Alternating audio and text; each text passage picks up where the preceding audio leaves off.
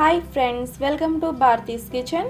ఈ వీడియోలో అన్నంలోకి కానీ ఇడ్లీలోకి కానీ దోశల్లోకి కానీ ఎందులోకైనా కూడా టేస్టీగా ఉండే టొమాటో పచ్చడిని ఎలా ప్రిపేర్ చేసుకోవాలో చూపించబోతున్నాను. ఈ టొమాటో పచ్చడి ఇడ్లీలోకి కానీ దోశలోకి కానీ చాలా బాగుంటుంది. పర్టికులర్గా ఇడ్లీలోకి అయితే చాలా బాగుంటుంది. సో ఈ రెసిపీని ఎలా ప్రిపేర్ చేసుకోవాలో ఇప్పుడు చూద్దాము. టొమాటో పచ్చడి కోసం ఫస్ట్ టొమాటోస్ని తీసుకోవాలి. 500 నుంచి 650 గ్రామ్స్ వరకు టొమాటోలను తీసుకోవచ్చు. అంటే అరకిలో కానీ అరకిలో కన్నా కొంచెం ఎక్కువనా పర్వాలేదు. వాటిని ఇలా బాగా వాష్ చేసి మీడియం సైజ్ ముక్కల కింద కట్ చేసుకోవాలి. మరీ చిన్న ముక్కల కింద కట్ చేయకూడదండి. ఇలా మీడియం సైజ్ కానీ కొంచెం పెద్దగా కానీ కట్ చేసుకోవాలి. టొమాటోలు ఇలా కట్ చేసుకున్న తర్వాత ఒక కడాయిలో వేసుకుని ఇలా కలుపుకోవాలి. టొమాటోస్ని ఇలా ఒకసారి మిక్స్ చేసుకుని మూత పెట్టి మీడియం ఫ్లేమ్లో కుక్ చేసుకోవాలి. 5 to 10 మినిట్స్ పాటు కుక్ అయిన తర్వాత ఇందులోకి కొద్దిగా పసుపు అలాగే రుచికి సరిపడా సాల్ట్ కూడా వేసుకుని ఒకసారి బాగా మిక్స్ చేసుకుని మూత పెట్టి మీడియం ఫ్లేమ్లో కుక్ చేసుకోవాలి. కుక్ అవ్వడానికి 5 to 10 మినిట్స్ వరకు టైం పడుతుంది. టొమాటోస్ ఇలా కుక్ అయిన తర్వాత స్టవ్ ఆఫ్ చేసేసుకోవాలి. నెక్స్ట్ ఇది చల్లారేంత వరకు కూడా ఇది పక్కన పెట్టేసుకోవాలి. నెక్స్ట్ ఒక ప్యాన్లో 5 టేబుల్ స్పూన్స్ వరకు ఆయిల్ని వేసుకుని ఇందులో 2 to 3 టేబుల్ స్పూన్స్ వరకు పచ్చిశనగపప్పును వేసుకుని 1 స్పూన్ మినపప్పును కూడా వేసుకోవాలి.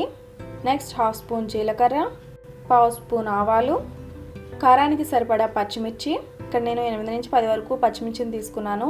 మీరు పచ్చిమిర్చి కారాన్ని బట్టి ఇవి అడ్జస్ట్ చేసుకోవాలి. కారం మొత్తం కూడా ఇలా పచ్చిమిర్చి నుంచే వస్తుందండి. ఈ పచ్చడి కొద్దిగా కారంగా ఉంటేనే బాగుంటుందండి. అందుకని పచ్చిమిర్చి కారానికి తగ్గట్టు అడ్జస్ట్ చేసుకోవాలి. సో తాలింపు ఇలా ఎర్రగా ఫ్రై అయిపోయిన తర్వాత చల్లారబెట్టుకుని ఒక మిక్సీ జార్లోకి ట్రాన్స్ఫర్ చేసుకోవాలి.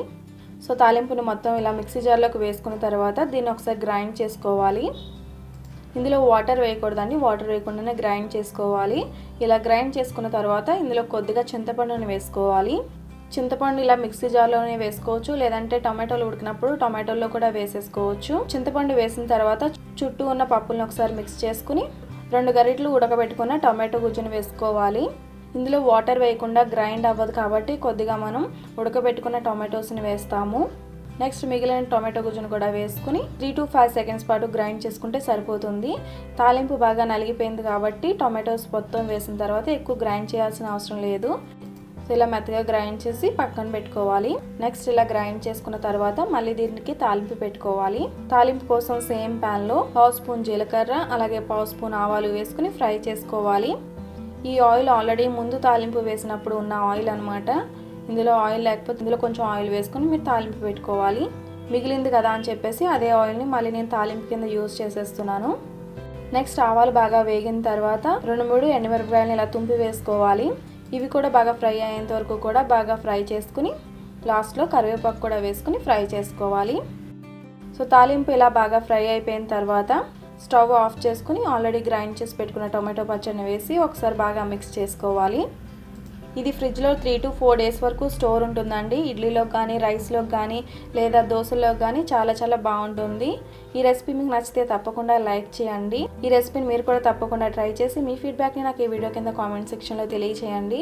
ఈ వీడియో ఎవరికైనా హెల్ప్ అవుతుంది అనుకుంటే ఈ రెసిపీని మీ ఫ్రెండ్స్ అండ్ ఫ్యామిలీస్కి తప్పకుండా షేర్ చేయండి. మరిన్ని రెసిపీస్ కోసం నా ఛానల్ సబ్స్క్రైబ్ చేయండి. అలాగే తర్వాత వచ్చే బెల్ ఐకాన్ కూడా క్లిక్ చేయండి. Thanks for watching.